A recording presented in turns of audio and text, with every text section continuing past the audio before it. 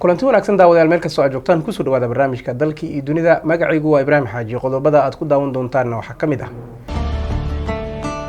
odayaasha dhaqanka ee Cadaado ayaa go'aan ka soo saaray dhismaha Galmudug.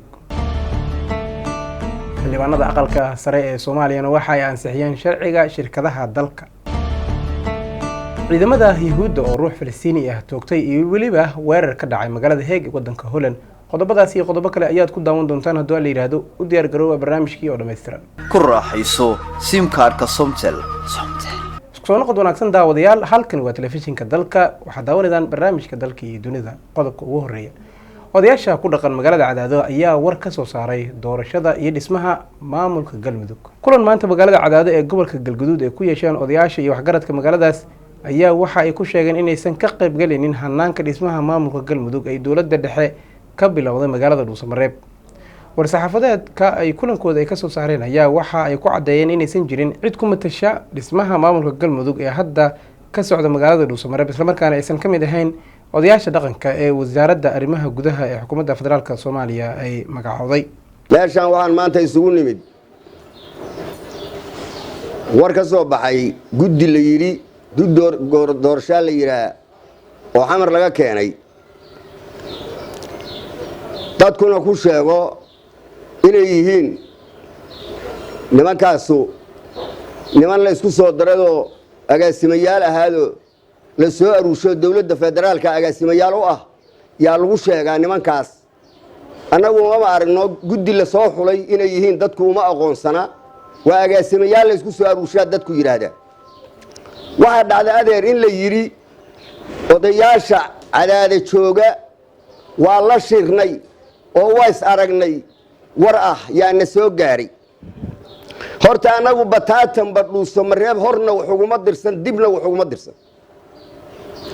waagi dhawoodo siminaarka lagu hayay annagu dib u heshiisiin bay ku sheegeen, laakiin siminaar baan u arkaynay. waagi dhawoodo siminaarka cid uma aanan dirsan. haatan oo markaan la joogana waxa la isku duwayo waxba uma aanan dirsan, waxna kuma lihin. haddii ay jiraan Saleemaan dad ku abtirsadaana waa dad midha xamar iyo meelahaas laga soo aruushay. odayaashii gobolada dhexe ee reer Xaaji Saleemaan hal xabana kama maqna, talana kuma gelin, mana aadayaan, mana aadi doonaan insha Allahu Kariim. waxaan leenahay waxaan meeshaas u aragnaa waxa ka soo baxay waagii ina Salaadboy yaa nin la oran jiray Darmaan wuxuu yiri waxaan rabaa madaxweyne. marka madaxweynihii baa la yiri 7 casho inta la geeyay meel alberga kireystay buu yiri halis uu ka yimaado madaxweynaan rabaa. 7 cashaan madaxweyne ku rabaa buu yiri, markaas ummadii isugu timid lacagna waa baxsh. mid baa hadlo wuxuu yiri hadii madaxweyne 7 casho lagu bixinayo lagu helayo maxaa sarooyinka loo raadiyaa. waxa la yaabaa dawladdan soo tashato tiri 7 cashaan dawlad ku dhisayna. adeerow anagoo reer xiban iyo xeeb 4 bilood baan u fadhinaa, 4 bilood baan ku dhisayna, 4 bilood 12 beelood ayadoo ka dhaxaysana waxaa la yiri waxaa lagu dhisayaa 7 casho. wax la yaab la weey. haddii lagu dhisana dad nagama jiro, haddaan lagu dhisana dad nagama jiro, mana aqbali doono, mana aqbalayno, mana naloo jiro, mana nala kugu maqnaa. meeshaan shirkan jaraa'id oo maanta halkaan ay ku qabteen odayaasha beesha reer Xaaji Saleebaan, ujeedadeenu waxay tahay rabnaa inaan shirka jaraa'id ku cadayno, inaanu cadayno waa laga warqabaa meeshaan ka joognay xaaladda Galmudug oo aan ka taagnayn inay hadda tahay xaaladeedu meesha ay marayso Galmudug ma jabihii oo jaama loo tolay. dib u heshiisiintii hore sidii odayga iga horeeyay oo uu sheegay waxa lagu sheegay dib u heshiisiinta kamid maanan ahayn, kamana qayb galin. dib u heshiisiin inaysan ahaynna waxa u daliila saacadaana meydka iyo dhaawacu had iyo jeer iska soo daba dhacayaan dadkii la lahaa waa la heshiisiyay. meesha waxa ka cad siminaar inay ahayd. shirkaas wuxuu ku saabsan yahay waxaan maqalnay Dhuusamareeb guddiga doorashada dadka lagu tilmaamay inay yiraahdeen reer Cadaado waa la heshiinay. waxaan rabnaa 2 arrimood inaan cadayno. koow, Dhuusamareeb dad aan u dirsanay iyo wixii heshiis oo la galnay guddigaas iyo shaqada dawladdu ka wada midna inaysan jirin cid nagu matasho aan u dirsanayna aysan jirin waxaan rabnaa oo kale halkaan inaan ku cadayno annaga reer Cadaado waxay tabanayeen oo ay doonayeen xaruntii baarlamaanka ee madaxweynaha federaalku bixiyay iyo madaxweynihii Galmudug baarlamaankuna ay ansixiyeen ayadaasan tabashadeeda qabnay dawladda dhaxan ka sugaynay inay sida ay hawlgeliyaan haddii aan weynana wax ay aan kula annahay ayagu warbixin ka bixiyaan ilaa jawaab cad dawladdu ka bixido xaruntii baarlamaanka ee madaxweynaha federaalku baxshay waxa ay ku maqantahay u sagsaagantahay ilaa ay war ka bixiyaan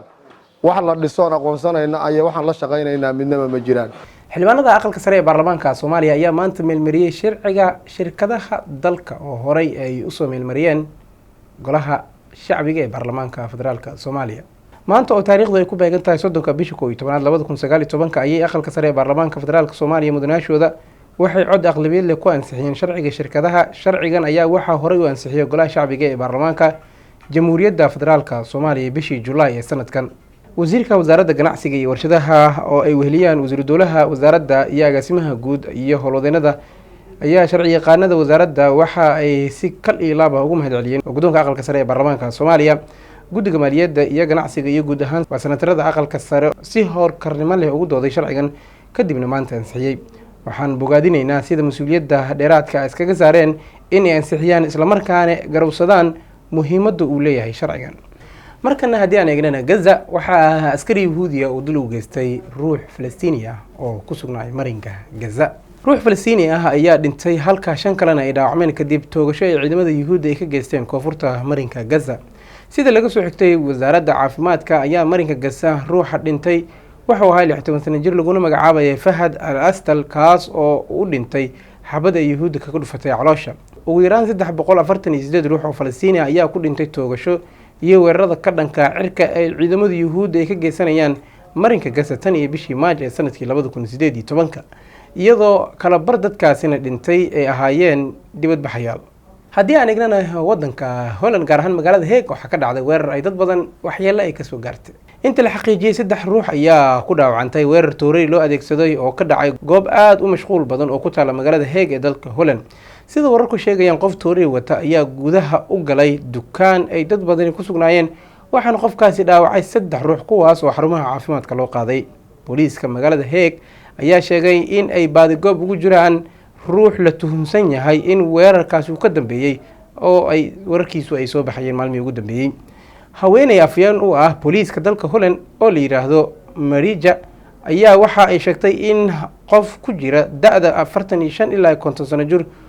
ay ku tuhunsan yihiin inuu weerarkaasi geystay inkastoo baaritaan aanan weli lagu sameeynin weerarkan ka dhacay magaalada Hague ee dalka Holland ayaa yimid saacado kadib markii weerar 2 ruux ku geeriyoodeen 3 kalena ay ka dhaawacmeen oo ka dhacay caasimadda Ingiriiska ee London la yiraahdo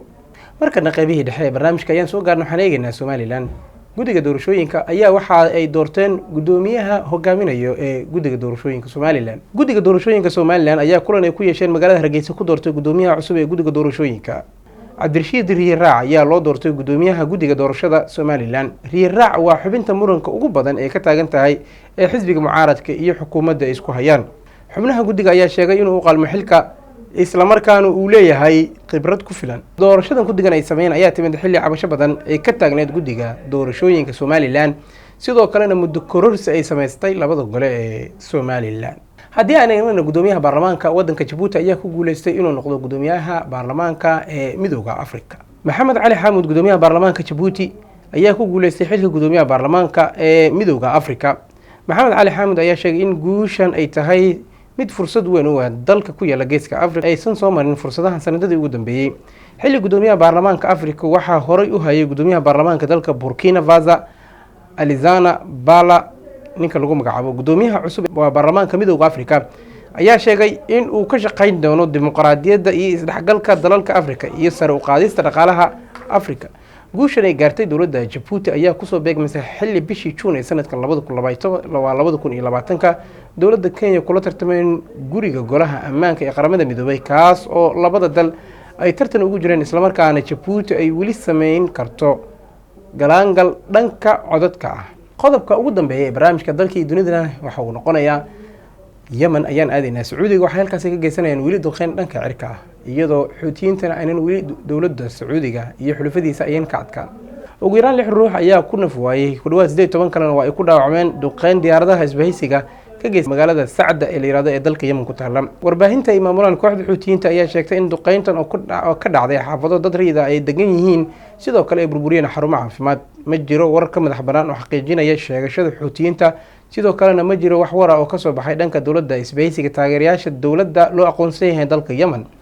duqeymaha aad bay ugu badan yihiin dalka Yemen arbacadii ilaa 10 ruux oo la sheegay in ay ahaayeen tahriibayaal Afrikaan ayaa ku geeriyooday kadib markii gantaal kula dhacay xadka Sacuudiga iyo Yemen. qaramada midoobay waxa ay sheegtay in colaadda Yemen cunno la'aan dhigtay in ka badan 20 milyan oo ruux, kuwaas oo dadka Yemen ah. intaas ayaan kusoo gabagabeynayaa barnaamijka dalkii dunida. intaan barnaamijka aan kala kulmi doono aniga iyo saaxiibada igala qayb qaatay tabin, diyaarin, soo saaris, farsame iyo jarjarisba, waxaan kaga tegaynaa sidaas iyo nabadgelyo. adeega cusub ee shirkadda Dahabshiil iyo e-Dahab, casriyeynta hanaanka cusub ee xawilaadda Dahabshiil.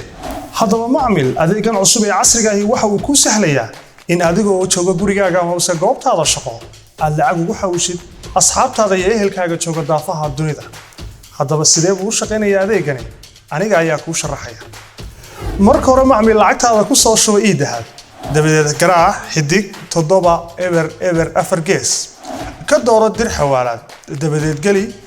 magaca qofka loo diraha oo dhammaystiran, kadibna geli taleefanka qofka aad u diraysid oo isaguna dhammaystiran. intaasi ka bacdi macmil, geli magaalada amabase waddanka aad lacagta u diraysid, dabadeed mar kale ayaad gelin doontaa xaddiga lacageed ee aad u diraysid qofka. dooro khidmadda cidda laga jarayo, ma adiga ayaa laga jaraya mise lacagta ayaa laga jari doonaa. ugu dambeynna hubi macluumaadka qofka aad lacagta u diraysid, dabadeedna geli PIN nambarkaaga. isticmaal adeegan casriga ee fudud ee shirkadda Dahabshiil iyo adeega e-Dahab. wixii faahfaahin intaasi dheer la xiriir telefonka Somtel